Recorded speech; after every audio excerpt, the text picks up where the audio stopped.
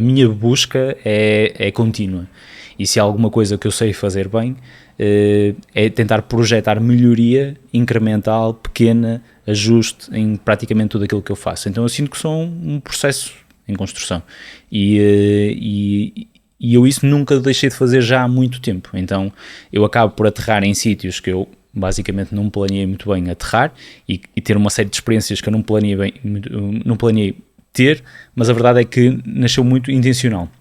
Tudo o que eu faço é intencional, e se calhar a intenção e a atitude acabam por ser as duas coisas que eu me revejo naquilo que eu faço, porque eu provoco muito.